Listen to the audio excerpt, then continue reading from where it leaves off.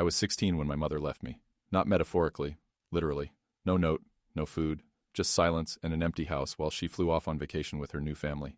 I thought I'd imagined the abandonment until they accused me of robbery. Years later, I still replay that voicemail. I didn't even notice how quiet the house had gotten until the furnace kicked off. Then it was just silence.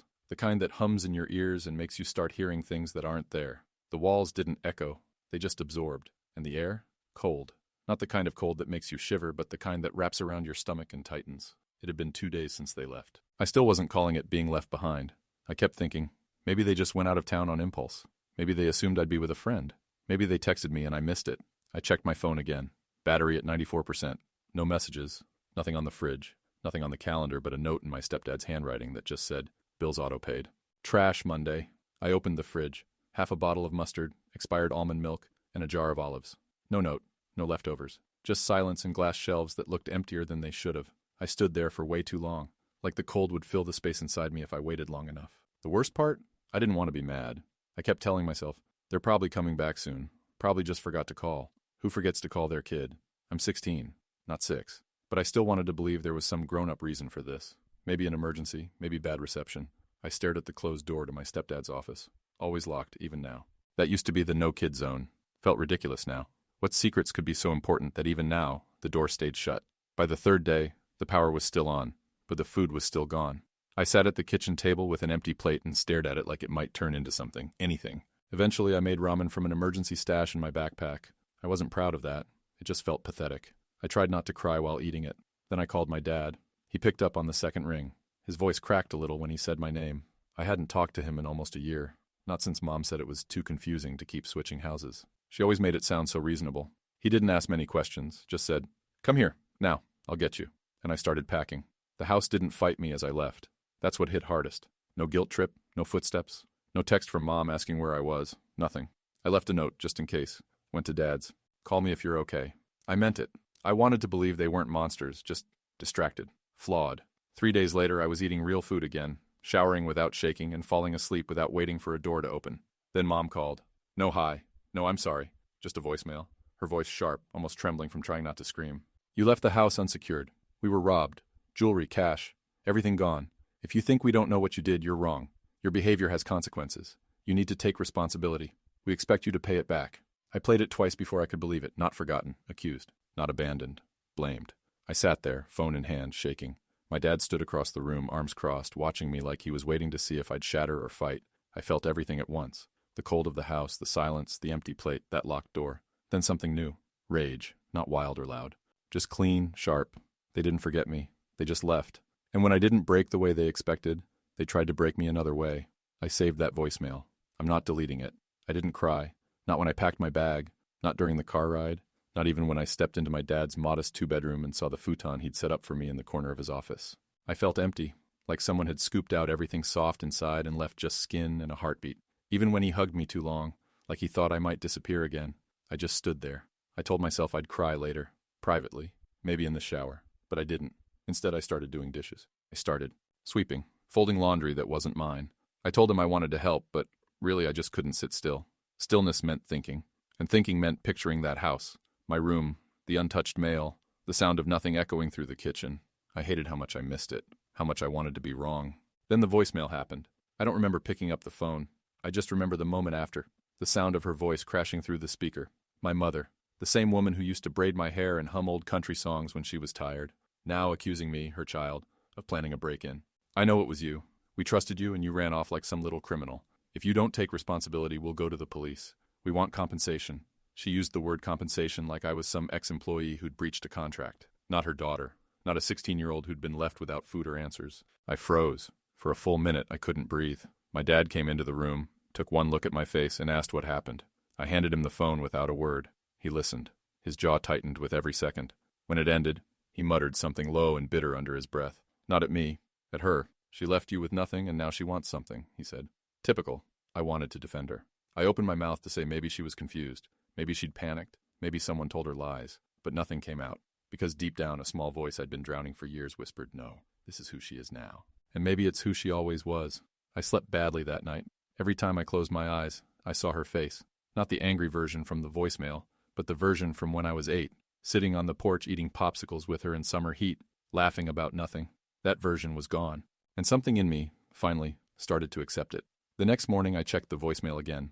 Not because I needed a reminder, it was already burned into my memory, but because I needed to make sure I hadn't exaggerated it in my head.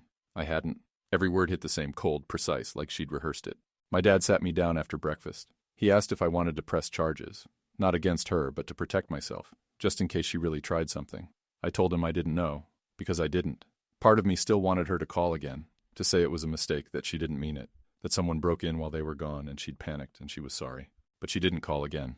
Instead, her husband texted me 3 hours later. "We know what you did. If you don't come clean, this will get worse for you." I stared at the screen so long it dimmed out.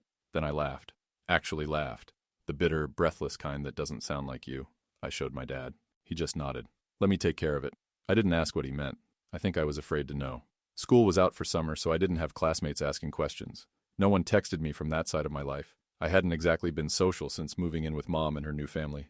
Most of them didn't even know where I lived. That was by design. I'd been drifting for a while, avoiding getting close, like I could already sense how temporary everything was.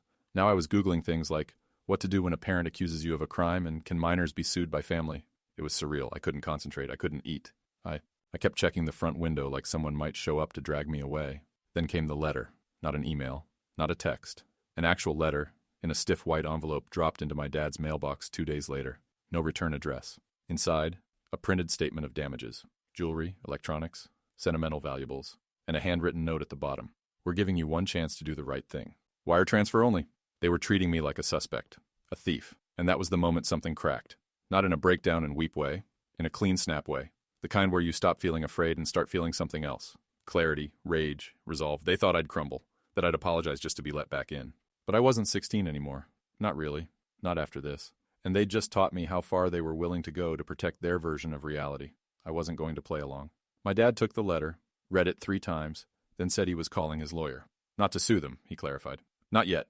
Just to document it, to prepare. Because if they were willing to accuse me, a 16-year-old, of robbing them, in writing, who knows what else they'd try. He kept saying, "They're bluffing." I wasn't so sure. Because this wasn't just a tantrum. This was orchestrated. Calculated. It felt like someone, probably my stepdad, sat down with a calculator and tried to put a price tag on my supposed betrayal. The list included brand names, estimated values, even depreciation notes like it was a damn insurance claim. And below that, a handwritten threat pretending to be an opportunity to make things right. What kind of parent writes a ransom letter to their own kid? I didn't sleep that night. I lay on the futon staring at the ceiling fan spinning shadows across the walls, thinking about the last 2 years. The way things had shifted when he moved in. The way my mom started talking to me like I was a problem to be solved, not a person. The way the new family took over, one IKEA nightstand at a time. I remembered how the baby cried through the night, how the toddler's toys filled every inch of the living room, how I started eating dinner in my room because there wasn't a seat left for me at the table. I remembered knocking on their locked bedroom door just to ask if she could sign a field trip form and waiting 20 minutes before giving up. I remembered birthday mornings when she said she was too tired to bake like she used to, and how even the cake mix sat untouched in the pantry until it expired. It all added up now. I wasn't part of that family. I was a leftover, an inconvenience. And now, I was their scapegoat. I blocked my mom and stepdad's numbers the next day, left their letter in a drawer. My dad said he'd handle any further communication. I needed to focus on myself, on school, on trying to be a teenager, whatever that meant now. But I couldn't. Every noise made me jump. Every blocked call made my stomach twist. I started carrying my phone everywhere, even to the bathroom. I stopped going outside unless I had to. Paranoia doesn't feel like fear. It feels like math. If A happened, and B followed, then C is coming for you next. I started expecting the police. Every siren in the distance felt like the moment they'd show up at our door. Then a week later, I got a DM on Instagram. A girl I vaguely knew from school. Someone in my homeroom, but not a friend. Her message, "Hey, I heard you robbed your parents? WTF?" My chest went tight. I stared at the message, reread it 5 times, then closed the app. Didn't respond. I didn't need to. The damage was done. They weren't just accusing me privately. They were spreading it. And if even one person believed it, even for a second, then this wasn't just a smear campaign. It was character assassination. I didn't go back to school that week. My dad offered to call the office, say I was sick. Technically not a lie. I was exhausted, nauseous half the time, jumping at every ping from my phone. It wasn't the flu, but it was definitely an infection. Just emotional instead of viral. He wanted me to talk to someone, a counselor maybe. I said I'd think about it, which meant no. Not because I didn't need help. I just didn't know how to talk about it without sounding crazy. Like, "Hi, I'm 16. My mom abandoned me without food, then accused me of robbing her, and now half my school thinks I'm a thief. Also, I miss her. Yeah, Try putting that into therapy bullet points. The DMs didn't stop. Some anonymous, others not. A few were weirdly kind, like people trying to give me a chance to explain, as if I owed them a press release, as if my trauma was just a PR disaster that could be managed with the right spin. The worst ones were the vague posts I knew were about me. Stuff like, some people really turn on their own family, disgusting, or funny how the quiet ones are always hiding something. Girls who used to sit next to me in biology now side-eyeing me like I was a ticking time bomb. Boys making jokes about me selling mom's jewelry for vape money. I didn't even vape. I stayed offline, mostly. Started writing in an old notebook I found in one of Dad's drawers. College ruled, battered at the corners. I wrote down everything I remembered, every moment that had felt off, but I'd brushed aside. The weird silence after I asked if I could visit Grandma. The way my stepdad changed the Wi-Fi password and didn't give it to me for 2 days. The grocery trips where Mom only bought stuff for the toddlers. Nothing I liked, not even cereal. And the door, always locked. My stepdad's office, his precious workspace. No one allowed in. Not even Mom, she used to joke. That's his man cave. Let the king have his throne. That door started haunting me. I didn't even know why at first. It's not like I thought he was hiding diamonds or something. But now that they were claiming thousands in stolen property, I started wondering if it had all been planted. If he knew they were going to frame me long before they ever left for that vacation. One night, I asked my dad, if someone wanted to make a fake robbery look real, what would they do? He raised his eyebrows. Why, you thinking of becoming a criminal? I didn't smile. Just curious. He sighed, thought for a minute, then said, depends what they're trying to get out of it. Insurance? Revenge? Some people make it look like a break-in, but nothing's really gone. They just file a claim, pocket the money. Could they blame someone specific? I asked. If they wanted to, he said slowly, they could stage it messy, then point to someone with a motive, or make up the motive. That sat heavy in my gut. Because suddenly, it wasn't just about me anymore. It wasn't about hurt feelings or abandonment or even betrayal. It was about something colder, something calculated. What if they hadn't just left me behind? What if I'd been set up from the beginning? I started watching the video again, the one from our old doorbell cam. It was linked to an account I still had access to, one Mom probably forgot existed. When I moved in with her, she set it up on my phone too, in case I ever got locked out. I guess she never thought I'd still be logged in. The footage from the night of the break-in was grainy. It wasn't some dramatic glass-shattering scene, just shadows moving across the porch at 2:14 a.m., a gloved hand covering the lens for a few seconds, and then darkness. When the feed returned, the porch light was off. But I noticed something. The way the figure moved, too relaxed, not hurried, not afraid, almost like they had a key. I took a screenshot of the timestamp and sent it to my dad. He didn't respond for 20 minutes, then finally texted, "We need to talk." By the time I got to the kitchen, he already had his laptop open and was pulling up public case files. He'd found the police report my mother filed. Burglary, estimated losses, $18,000, mostly sentimental items. Conveniently, nothing they could prove had ever existed in the first place. No serial numbers, no receipts, and they didn't report any forced entry. "You said they blamed you for leaving the house unsecured," Dad said. "But the report says the door was locked. No signs of a break-in." That made no sense. I'd left the front door shut, yes. But locked? No, I hadn't had a key. The deadbolt could only be turned from the inside, unless someone else had come back after me. I felt dizzy. It all started swirling together. The letter, the voicemail, the strange calm in that figure's movement, the closed bedroom door. "What if," I said, my voice quieter than I meant it to be, "they robbed themselves?" Dad looked at me, unreadable, then slowly nodded. "That's what I've been thinking too." He started pulling up something else. Screenshots from local pawn shop databases. Apparently police sometimes flag suspicious items that show up in resale systems. He showed me an image of a bracelet, silver, with a twisted design. My mother's. She used to wear it every Sunday. A gift from her mother, according to her. It had shown up in a pawn shop 2 towns over, 3 days before the supposed break-in. I stared at the screen. They hadn't just lied about me. They'd built the whole story before they ever left. I couldn't feel my hands. My dad pushed a glass of water toward me, and I didn't realize until I grabbed it that I was shaking. "They were planning to blame you," he said low. "From the start." I nodded. I couldn't say anything. The truth sat in my chest like wet concrete. Not just betrayal, premeditated erasure. They had taken the last thread of trust and snapped it themselves, all for money, or revenge, or some twisted sense of control. And they still thought I was the dumb, needy kid who'd begged to come home. They didn't know me at all. The next morning, I woke up with a new kind of weight in my chest. Not grief, not confusion, strategy. For the first time since this all started, I wasn't reacting. I was planning. My dad and I spent the weekend compiling everything. The voicemail, the letter, the pawn receipt, the doorbell footage, even screenshots of the DMs I got from classmates. Not because I cared what they thought, but because it proved the damage had leaked beyond our family. My reputation was being systematically destroyed, and now we had the beginnings of a paper trail. My dad's lawyer reviewed everything and said the same words over and over. "This is serious." I knew that already. What I didn't know was how much it was going to cost us. Not money, though, that too, but emotionally. To file a police report accusing your own mother of insurance fraud and defamation? That's not something you come back from. I don't want revenge, I told the lawyer. She raised an eyebrow. What do you want? I opened my mouth, then closed it, because I wasn't sure. Not really. But I knew what I didn't want. To keep pretending I came from a normal family. To keep pretending I could ever go back. I want them to stop using me, I finally said. I want it on record that I didn't do this. She nodded. Then we start with a statement. You name what you're protecting. Your reputation. Your future. And we back it with evidence. It felt surreal. Writing my name on a legal document stating that my own mother was lying. That her husband was complicit. That they'd staged a crime and tried to hang it on me like a backpack full of bricks. I kept waiting for the guilt to hit. The second thoughts. The urge to protect her, even after everything. But it didn't come. What came instead was a deep, quiet resolve. The next day I unblocked her number. Not because I wanted to talk, because I knew it was time to send a message. I called. She didn't answer. I left a voicemail. Calm, focused, no emotion. Hey Mom, I'm filing a report. Everything's documented. The voicemail, the pawn record, the doorbell footage. I just wanted to let you know out of courtesy that I won't be speaking to you again. Not unless it's in a courtroom. I hung up. 5 minutes later my phone rang. Her number. I didn't answer. Not this time. She left a voicemail. I listened once, then twice. And even though I knew I should have expected it, my breath still caught when I heard the first line. How dare you turn on us after everything we've done for you? Not sorry. Not scared. Just angry. And that's when I realized I wasn't scared anymore either. I didn't listen to the rest of the voicemail. I didn't need to. I'd heard that tone before. Years of it. In different shapes. The guilt-laced lectures, the sudden coldness, the subtle reminders that I was a guest in her life, not a part of it. That voicemail wasn't new. It was just unmasked. My dad sat across from me at the kitchen table, hands clasped, waiting. I slid the phone over, speaker off. She's not backing down, I said. He didn't even blink. Then we don't either.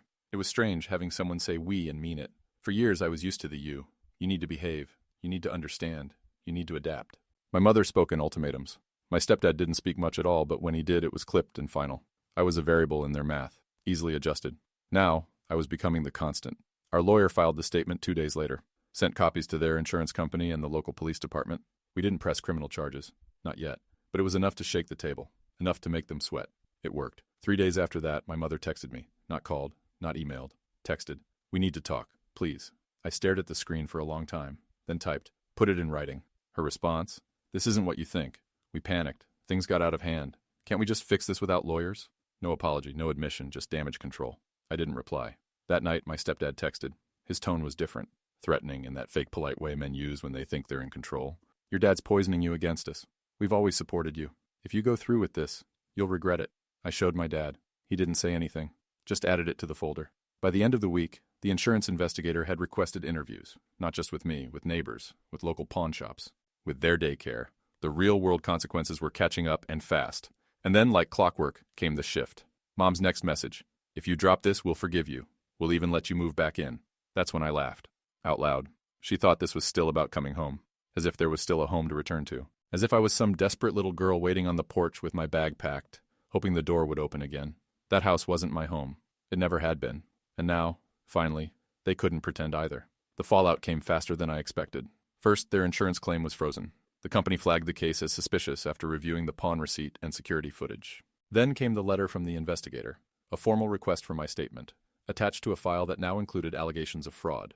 I didn't feel triumphant. I felt tired, like I'd been holding my breath for weeks, and had only just remembered how to exhale. My mom didn't contact me again, not directly. But her sister, my aunt, who I hadn't seen in years, messaged me on Facebook. A long paragraph about how families shouldn't go to war with each other, and you only get one mother, don't throw her away. She talked about forgiveness like it was a moral duty, something I owed my mother by default. I didn't respond. Because here's the thing no one tells you about being betrayed by your parent. It doesn't feel like a clean break. It feels like corrosion, like watching a statue crumble from the inside. You keep looking for the person you remember, but all that's left is the hollow shell they left behind. Still, part of me wanted to believe she'd come around. That maybe, when the pressure built enough, she'd confess, apologize, acknowledge what she'd done. Instead, she doubled down. One afternoon, my dad's lawyer forwarded us an email her husband had sent to their own insurance rep.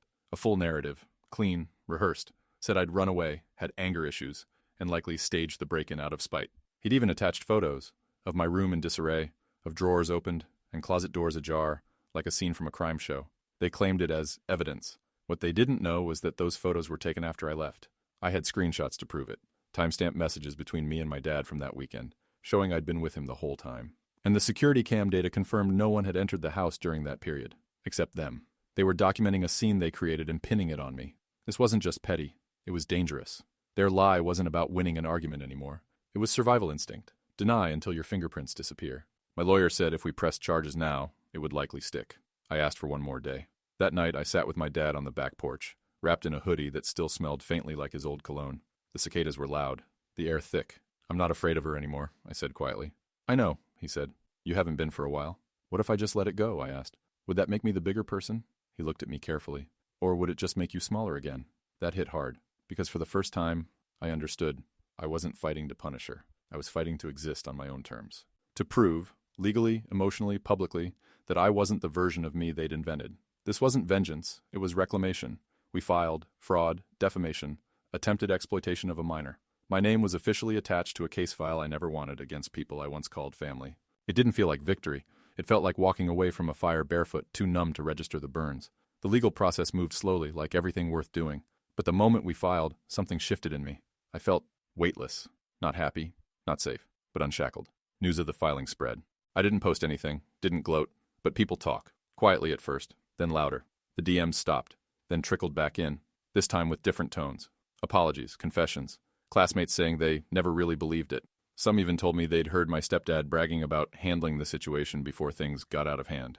One girl wrote, "I'm sorry I didn't say anything. I was scared of your mom." That message broke me more than the rest. It meant people had known, had seen it. The way my mother dismissed me in public. The way she turned everything I said into an inconvenience. They hadn't said a word. Because when you're 16 and your mother's well-dressed and smiling, no one wants to believe you when you say the love is a lie. A few weeks later, I got a letter. From her. No envelope. Just a folded piece of paper shoved into our mailbox in the middle of the night. I didn't have to open it to know what was inside.